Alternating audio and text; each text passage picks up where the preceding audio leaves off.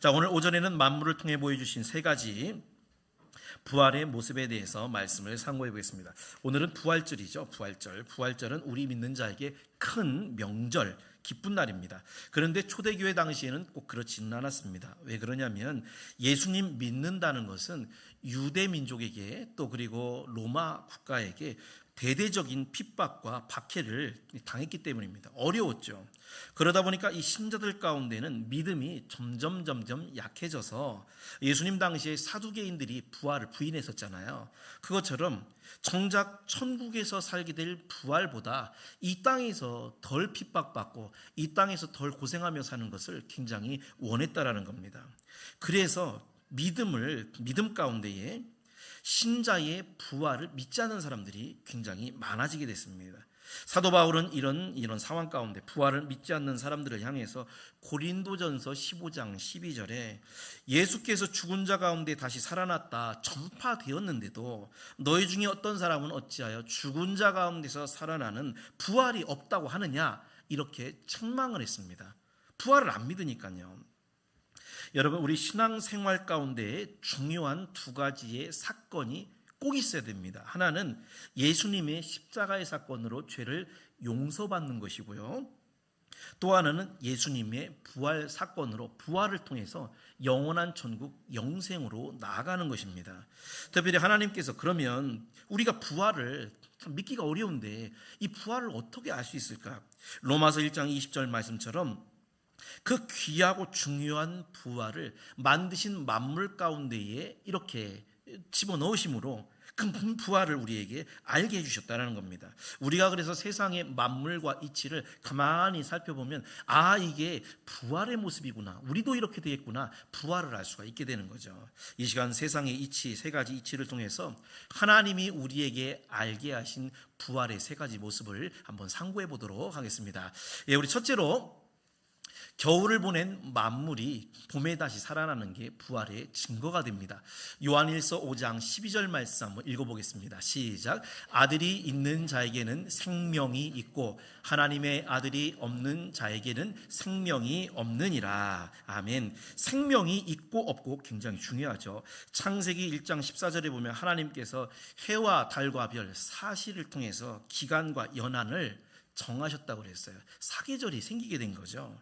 봄, 여름, 가을, 겨울이 있게 됩니다. 그런데 이 네 가지 계절 중에서 겨울은 사람을 비롯한 만물의 죽음과 굉장히 비슷한 계절입니다.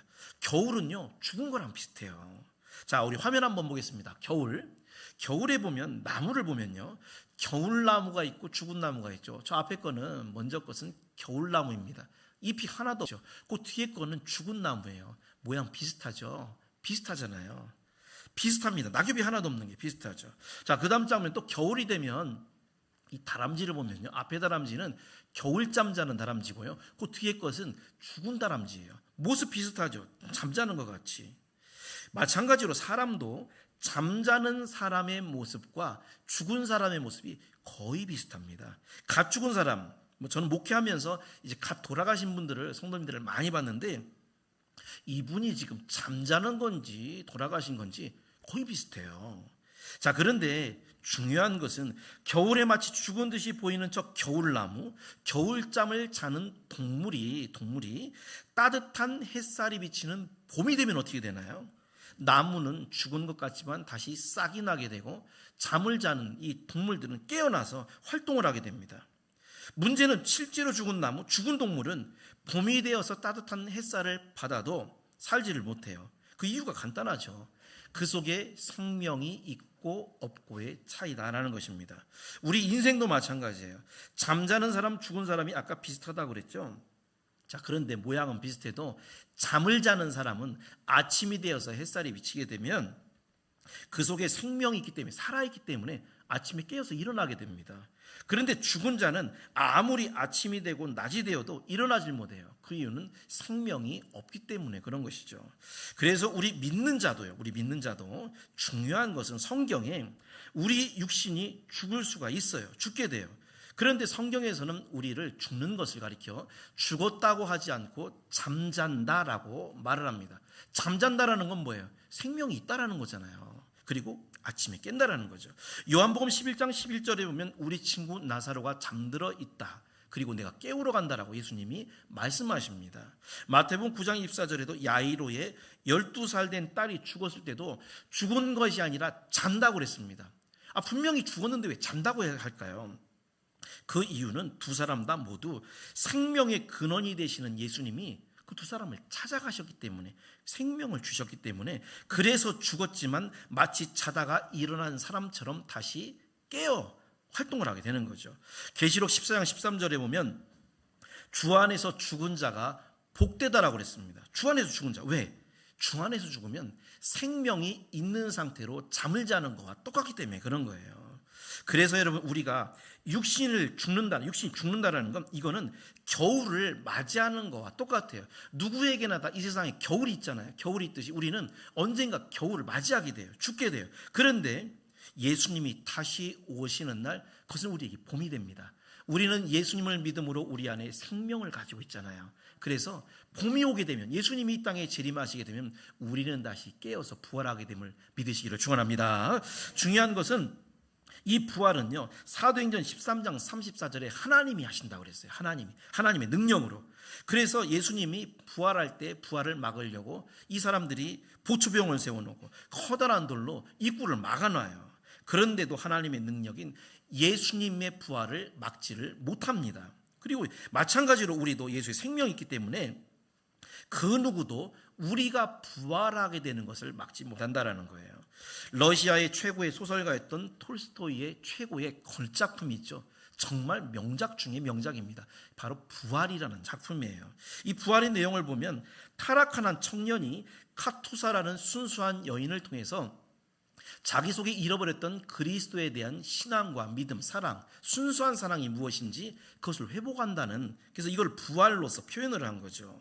이 부활이라는 책은 굉장히 두껍습니다. 두꺼워요. 그런데 이 부활의 그 광대한 그 소설의 내용 중에 맨 첫 장 서두가 이렇게 시작합니다. 제가 읽어드리겠습니다.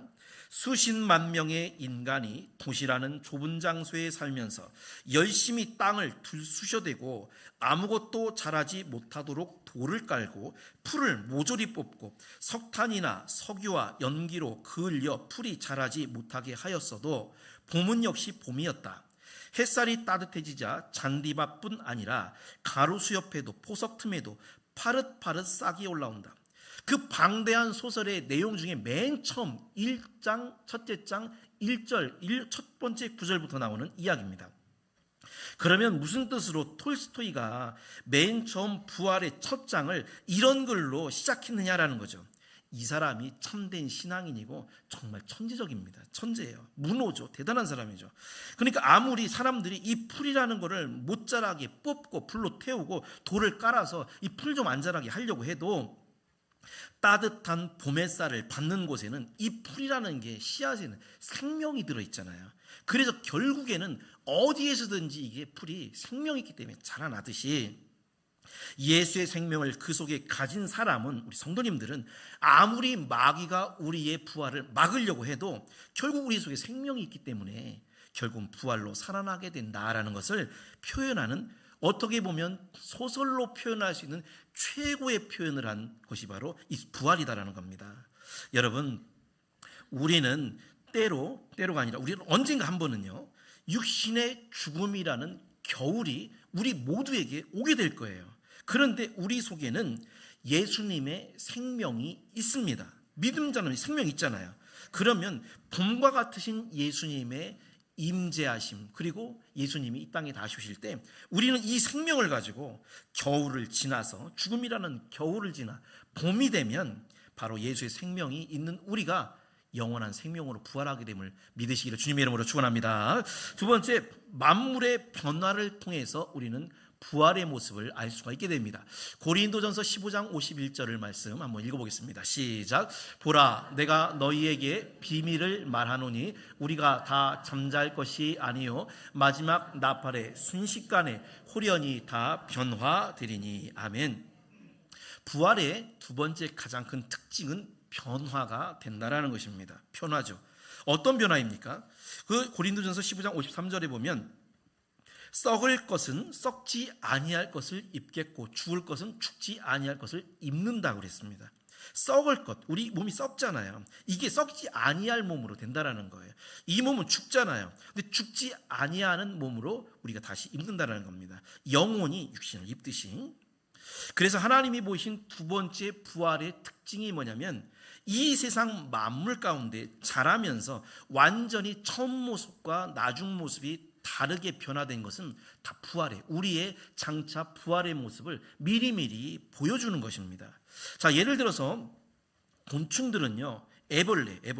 사람들이 곤충을 하찮게 여기잖아요. 근데 이 곤충이 얼마나 영적인 그런 생물인지 몰라요. 애벌레 때는 땅을 기어다니고 풀을 갉아먹고 삽니다. 땅이라는 건 사실 더럽잖아요. 우리 땅에 떨어진 거 안 먹잖아요. 더러운 거죠.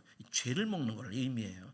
근데 허물을 이 생물들이, 곤충들이 벗으면 날개를 달고 하늘을 날고요. 그때부터는 땅의 것을 먹지 않아요. 향기로운 꽃가루를 먹습니다. 꽃가루, 하늘의 것이죠. 자, 우리 화면 한번 보겠습니다. 저것은 이쪽 것은 그 호랑나비고요. 저 우측에 있는 것은 이 호랑나비 애벌레입니다. 애벌레도 예쁘죠. 호랑나비 애벌레 귀엽잖아요. 그런데 저 호랑나비 애벌레가 고치 상태를 벗어나서 허물을 벗게 되면 저 왼쪽에 있는 날개를 단 나비 중에서 가장 아름답다고 하는 저 호랑나비로 변화가 되는 것입니다. 여러분, 저 본질은 똑같잖아요. 쟤도 호랑나비예요. 똑같은 거예요, 사실은. 여기서 곤충이 허물을 벗는다고 하죠. 고치에서 허물을 벗죠. 그런데 신기하게도 성경에서는 죄의 허물을 벗는다라고 표현을 합니다. 시편 30편 1절에 보면 다윗이 허물의 사함을 얻고 그 죄의 가리움을 받은 자가 복이 있다고 그랬어요. 이 죄라는 게 여러분, 우리가 죄를 질 때마다 허물을 하나씩 더 우리가 덮는 겁니다. 허물을 덮는 거예요. 그런데 우리가 예수님을 믿음으로써 회개를 하고요. 그리고 예수님이 먼 훗날 우리에게 찾아오실 때, 재림하실 때 우리의 몸은 이 허물을 벗듯이 죄를 다 벗게 되고, 그리고서 애벌레가 나비가 되듯이 우리는 홀연히 다 변화되어서 거룩한 부활의 몸을 입게 됨을 믿으시기를 축원합니다. 우리가 여러분 입고 있는 이 지금 육신, 영혼이 육신을 지금 입고 있는 거예요. 여러분이 육신이라는 옷을 입고 있는 겁니다. 영혼이. 근데 이 육신은, 이 세상의 육신은 얼마나 약해요. 늙기 쉽고 아프고요, 죽게 됩니다. 그런데 장차 입을 부활의 몸은 애벌레가 허물을 벗고 아름다운 나비로 변화가 되듯이 우리는 지금과 전혀 다른 부활의 몸을 우리가 입게 된다는 겁니다. 자, 여러분들이 앞으로 이제 천국에 가시면 부활의 몸을 입으시게 될 텐데, 그 특징을 몇 개 살펴보면, 먼저 시공간을 초월하게 됩니다. 시공간을 초월해요. 우리 지금 몸은 시간과 공간에 제약을 받잖아요. 제약을 받죠. 우리가 과거로 갈 수도 없고 과거에서 우리 올 수도 없어요. 왜냐하면 그 시공간에 제약을 다 받기 때문입니다. 그런데 부활의 몸은 시공간을 다 초월해 버립니다. 요한복음 20장에 보면, 19절에 보면 제자들이 유대인이 무서워서 다 방문을 닫고 그리고서 숨어 있어요. 근데 예수님이 그들 가운데 오셔서 서서 이르되 너희에게 평강이 있을지어다. 평강이 있어, 이 말씀하시죠. 분명히 제자들은 아무도 못 오도록 다 문을 꽁꽁 닫아 놓았습니다. 그런데 부활하신 예수님은 닫힌 문을 통과하셔가지고 들어오셨다라는 거죠. 그러니까 시공간을 다 통과하는 거예요. 초월하는 거예요. 또 하나, 부활의 몸은 지금 여러분이 느끼고 있는 감각, 생각, 이 모든 것을 그대로 다 가지고 있어요. 누가복음 24장 42절에 보면 부활하신 예수님이 제자들 앞에서 구운 생선을 직접 드십니다. 우리가 부활하면 먹을 것도 필요 없고 배도 안 고프고 그렇게 생각하지만 그렇지 않아요. 아무것도 안 먹고 아무것도 마시지 않는 그게 아닙니다. 우리가 먹는 즐거움 있잖아요. 천국에 가면 너무나 행복하고 너무나 맛있는 그런 음식들을 먹지만 우리가 배설은 하지 않고 완전히 다 분해가 되고 우리가 소화가 되겠죠. 제가 예전에 본 책 중에 리차드 입이라는 그 의학자인데요. 이분의 천국 간증 책을 제가 읽은 적이 있습니다. 이분이 이제 천국에 다녀오신 분인데 저는 늘 말씀드리지만 성경에 위배되지만 않는다면 이런 간증은 우리가 신앙생활에 굉장히 도움이 되고 참고할 만하다라고 저는 이렇게 생각이 됩니다. 미국 캔자스시티 대학교 의과대 교수, 의학 박사죠. 리차드 이비라는 분이 신실한 신앙인인데 하루는 집안 모임을 이제 마치고서 2층에 쓰레기를 버리러 갔다가 무심코 2층 난간 테라스죠. 거기에 이렇게 기댔는데 하필 난간이 썩어 있었던 거예요. 그 난간이 부러지면서 밑으로 1층으로 떨어졌는데 근데 머리부터 떨어져가지고 두개골이 이제 박살이 나게 됩니다. 깨졌죠. 죽게 됐어요. 죽은 몇 시간 동안 이분이 이제 천국에 다녀온 경험을 이제 기록한 내용을 이제 제가 예전에 이제 읽은 적이 있는데 여기 보면 이비 박사가 천국에 갔을 때 천국에 가자마자 맨 처음 느낀 그 감정이랄까요? 그 아름다운 낙원을 걷고 있는데 지상에서 느껴보지 못한 압도적이고 완전한 평안함을 느꼈다고 합니다. 그러니까 여러분 우리가 이 세상에 살면 아무리 평안하고 해도 걱정거리 좀 있잖아요. 내일이 염려가 되고. 그런데 이 천국에 가니까 그냥 그런 게 완전히 싹 없어지고 압도적으로 완벽한 그런 평안함이 느껴지더라는 거예요. 또 자기의 모습을 이렇게 자기가 이렇게 보니까 하얀 구름처럼 빛나는 자기 몸이 형체를 이렇게 다 갖고 있는데 살아있을 때나 똑같이 자기가 느껴지고 생각하게 되고 행동을 하더랍니다. 직업이 의학 박사니까 의사니까 이분이 직업의식이 발동을 해서 이제부터 자기 몸을 자세히 이렇게 관찰을 하게 되었습니다. 보니까 자기가 새하얀 옷, 길다란 옷, 저처럼 이렇게 길다란 옷을 입고 있는데 신기하게도 자기가 지금 앞을 보고 있는데 뒤에 있는 꽃들이 보이더래요. 뒤에 있는 꽃들이. 앞을 보고 있는데 뒤에 있는 것까지 다 보이더라는 것입니다. 시각 무제한으로 15cm 앞에 있는 것이나 뒤로 있는 15km 뒤에 있는 것도 마치 자기 앞에 가까이 보이는 것 같이 분명하고 선명하게 보이더라는 거예요. 더 놀라운 것은 자기 형체가 이렇게 있는데 그 속에 뼈, 세포, 핏줄 같은 각종 기관이 우리가 오장육부가 다 있잖아요. 이런 것들이 하나도 존재하지를 않더랍니다. 심지어 성기, 생식기가 자기 몸에 없더라는 거예요. 몸에. 왜냐하면 마태복음 22장 30절에 부활 때는 장가도 가지 아니하고 시집도 가지 아니하고 오직 하늘에 있는 천사들과 같으니라라고 그랬죠. 이분이 왜 난 생식기도 없고 안에 있는 뭐 각종 오장육부가 왜 하나도 없나 이렇게 생각하니까 즉각적으로 깨달음이 딱 들려오는데 지상의 육체는 일시적이기 때문에 그러니까 100년을 살기 위해서 음식을 먹고 그 힘을 얻어야 되잖아요. 그렇기 때문에 몸의 기관이 생육하고 번성하기 위해서는 필요했지만 천국에서 이 영원한 육체, 부활의 육체는 그 음식을 통해서 힘을 얻는 게 아니래요. 예수님이 생명과 힘의 근원이 되어주시기 때문에 우리 성도님들의 근원이 되어주시기 때문에 주님께 힘을 공급받아요. 그래서 부활의 몸은 내장기관이 필요 없다는 겁니다. 거기서 힘은 예수님한테 우리가 공급을 받아가지고 영원히 사는 것을 믿으시기 바랍니다. 천국에서는 그래서 빛의 속도로 의사교환이 이루어진대요. 여기에서는 우리가 가만히 있으면 의사소통이 이루어지지 않잖아요. 저 속에 무슨 생각을 하고 있는가, 속으로 나를 욕하고 있지는 않는가 이렇게 생각할 수 있잖아요. 그런데 의사소통이 다 이루어진다는 거예요. 그리고 천국이 얼마나 아름다운지 그 넓은 들판과 언덕과 계곡이 다 질서정연하게 너무너무나 아름다운 모습. 그리고 이분이 본 게 뭐냐면 꽃평선. 우리가 바다에 보면 수평선 보이죠. 그리고 또 땅이 넓은 곳에는 지평선이 보이잖아요. 그런데 거기는 꽃이 여기서부터 쫙 있는데 끝도 없이 꽃밭이래요.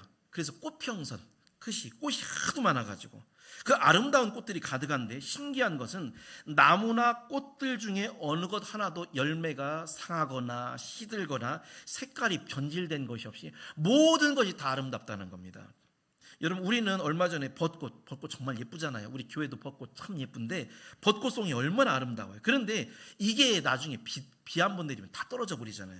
천국은 그렇지 않다는 거예요. 모든 게 싱싱하더랍니다. 그래서 이상하다 신기하다 했더니 또 해답이 딱 깨달음이 오기를 천국에서는 식물조차도 죽음이 존재하지 않기 때문에 영원히 싱싱하고 영원히 아름답다 이렇게 해석이 들리더랍니다. 어쨌든 여러분 성경적으로 이게 맞다 틀리다 뭐 이런 것보다는 천국에 대한 우리 모습 우리가 이 세상에서는 때로는 아프고 우리가 늙고 병들지만 우리가 부활의 몸, 생명을 가지고 부활의 몸을 입게 되면 이렇게 지금과 비교할 수 없는 아름답고 건강하고 행복한 모습을 갖게 된다는 게 위로가 아니겠어요? 이 시간 모두가 여러분 다 말씀드릴 수는 없겠지만 성경에서 말씀하고 있고 또 죽어서 천국에 다녀온 사람들의 간증을 통해서 우리가 알 수 있는 것은 지금처럼 늙고 병들어가는 우리의 육신이 아니라 생명, 예수의 생명이 있는 자들은 이 몸과는 비교가 되지 않는 거룩한 부활의 몸을 갖게 되는 변화를 얻게 된다는 걸 믿으시기를 축원합니다. 그래서 작고 초라한 것들이 애벌레가 나중에 나비가 되듯이, 애벌레와 나비는 본질은 똑같잖아요. 얘도 똑같은 거예요. 그런데 완전 다른 모습으로 변화되죠. 우리도 김이권, 지금 이 땅에 사는 김이권과 나중에 천국에 있는 김이권이 똑같아요. 근데 완전히 달라요. 완전한 부활의 완벽한 모습으로 변화되는 소중한 것이 바로 곤충들, 애벌레가 변화되어서 더 아름다운 모습, 잠자리나 나비가 된 그런 모습이 바로 부활의 모습인 것입니다. 우리 성도님들, 하나님은 우리 성도님들의 부활이 분명히 존재한다라는 것을 어디에 보이셨느냐? 바로 가장 이 세상에서 하찮은 곤충들의 변화를 통해서 부활은 반드시 있다, 이것을 말씀하고 있다는 걸 믿으시고요. 이 땅에서 우리가 살 때 때로는 다치기도 하고 병들기도 하고 아프고 연약한 몸, 늙을 수도 있지만 주님 예수 그리스도의 생명을 받은 신자는 천국에서 고통도 없고 아픈 것도 없고 곡하는 것도 없고 죽음도 없는 영원한 부활의 몸을 입는다는 걸 믿으시기를 주님의 이름으로 축원합니다. 세 번째, 마지막으로 부활의 모습, 슬픔 속에서 기쁜 모습을 듣는 것이, 소식을 듣는 것이 부활의 모습이 됩니다. 마태복음 28장 8절을 한번 읽어보겠습니다. 시작. 그 여자들이 무서움과 큰 기쁨으로 빨리 무덤을 떠나 제자들에게 알리려고 다름질할세. 아멘. 하나님께서 주신 부활의 이 세상의 마지막 증거는 뭐냐면 절망과 좌절 속에 있다가 좋은 소식, 기쁜 소식을 듣는 것, 이게 바로 부활의 모습입니다. 자, 어제까지는 토요일까지 예수님이 십자가에 못 박혀 돌아가셨다는 그 소식이 여인들과 제자들이 굉장히 낭망하고 슬픔과 절망에 빠져 있었어요. 그런데 십자가에 죽으신 지 정확히 3일 만에 오늘 아침이죠. 주일, 부활절이죠. 예수님이 다시 살아나셨다는 소식을, 기쁜 소식을 듣게 됩니다. 어제까지만 해도 슬펐어요. 근데 하루아침에 기쁜 소식으로 변하죠. 그래서 우리 믿는 자의 삶 속에는, 여러분에게는 반드시 두 가지의 소식이 꼭 있게 됩니다. 하나는 때때로 겪는 어려움과 좌절과 실패의 소식이에요. 아, 안 됐어. 요번에 떨어졌어. 요번에 어려워서. 이런 소식은요, 마치 예수님이 십자가에서 죽으셨다는 그런 소식과 같은 거예요. 그런데 우리 믿는 자는 그 소식에서 끝나는 것이 아닙니다. 주님을 믿는 자는 반드시 두 번째 소식이 여러분에게 있게 돼요.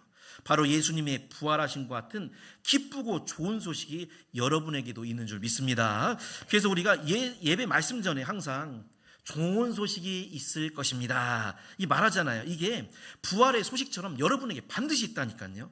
이 소식을 우리가 받게 되는 것입니다. 1805년 10월 21일에 일어났던 영국과 프랑스, 스페인 연합군의 전쟁이 있었는데 이게 바로 바다에서 있었던 트라팔가 해전입니다. 해전. 우리가 잘 아시다시피 나폴레옹 군대가 얼마나 대단했어요. 스페인은 무적함대라고 해서 배싸움에는 최고죠. 자, 이렇게 해전이 벌어지던 날 밤새 먼 바다에서 폭격 소리, 불꽃, 섬광, 군사들의 싸우는 함성 소리, 여러 가지 소리가 불안하게 들립니다. 육지에 있던 영국 국민들은 이 소리를 들으면서 긴장 속에서 밤을 지새는 거죠. 왜냐하면 이 전쟁에서 지게 되면 영국이 프랑스의 지배를 받고 노예가 되기 때문에 그런 거죠. 자, 그런데 멀리서 전령 소식을 전하는 군사 전령 한 명이 달려오면서 크게 외칩니다. 영국 국민 여러분, 우리가 나폴레옹 군대에게 패하고 말았습니다. 이 소식이 확 퍼지자 영국 국민들은 모두가 소리 높여 슬피 울고요, 슬픈 좌절 속에 있게 됩니다. 그런데 몇 시간 후에 또 다른 소식을 전하는 전령이 달려와서 외쳤어요. 영국 국민 여러분, 결국 우리가 나폴레옹 군대를 이겼습니다. 영국이 승리했습니다. 또 이 소식이 퍼져나가자 영국의 온 곳곳이 기쁜 환호성을 지르면서 승리를 축하했다라는 거죠. 축하. 그 유명한 넬슨 제독이 싸웠던 트라팔가 해전의 이야기입니다. 여러분, 맨 처음에는 졌다고 했어요. 슬펐죠. 그런데 얼마 지나지 않아서 영국이 이겼다고 큰 기쁨의 소식이 들려왔습니다. 부활의 소식이 똑같아요. 처음에는 십자가 예수님이 죽으신 것 같이 마치 하나님의 아들이 마귀에게 죄에게 패하신 것 같아요. 모두가 슬퍼하고 울었습니다. 슬펐죠. 그런데 3일 만에 죽음을 이기시고 죄를 이기시고 지옥의 권세를 이기시고 부활하셨다는 두 번째 소식을 듣게 됩니다. 제자들과 여인들이 큰 기쁨으로 주님을 만나게 되죠. 우리도 마찬가지로 주님을 믿는 우리가 이 세상에 살면서 이 죄악된 세상에 살 때에 우리 예수님이 십자가에서 죽으신 것과 같은 그런 슬픔과 실패와 좌절을 여러분이 겪을 때가 있어요. 우리가 건강으로, 물질로, 여러 가지 문제로 실패하고 좌절할 때가 얼마나 많습니까? 그런데 명심하셔야 돼요. 우리 믿는 자, 주님을 믿는 자는 첫 번째 십자가의 죽는 소식, 슬픈 소식만 있지를 않아요. 비록 그때가 그 소식이 더디게 올지라도 반드시 있게 되는 소식이 뭐냐면 두 번째 소식인 부활의 기쁜 소식, 바로 좋은 소식이 우리 성도님들에게 있음을 믿으시기를 축원합니다. 이게 바로 부활의 증거예요. 그래서 우리 가운데 혹시라도 어려움을 당하고 있는 성도가 있다면 절망 가운데 우리가 있을 수도 있잖아요.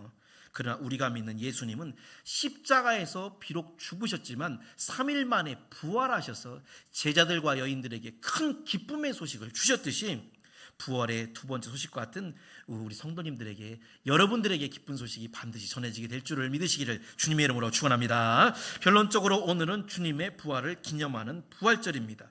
십자가의 예수 그리스도도 우리의 죄를 용서하시기 위해 너무나 귀한 사건이지만 부활의 예수님도 우리에겐 너무나 귀합니다.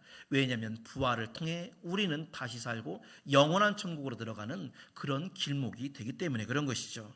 하나님은 이처럼 귀중한 예수님의 부활을 만물과 이 세상의 이치를 통해 우리 성도님들이 보고 부활을 알라라고 말씀하고 계십니다. 첫째는 겨울에 죽은 것 같은 나무, 동물들이 봄이 되면 다시 싹을 틔우는 것, 이것이 바로 부활의 증거이고 모습입니다. 우리도 언젠가는 죽음이라는 겨울을 우리가 통과하게 될 거예요. 그러나 예수님의 생명이 우리 속에 있기 때문에 우리에게는 봄과 같은 주님의 재림의 날 우리는 이 생명을 갖고 부활하게 됨을 믿으시기를 축원합니다. 두 번째, 만물이 변화되는 걸 통해 부활이 있다라는 걸 하나님이 보여주셨습니다.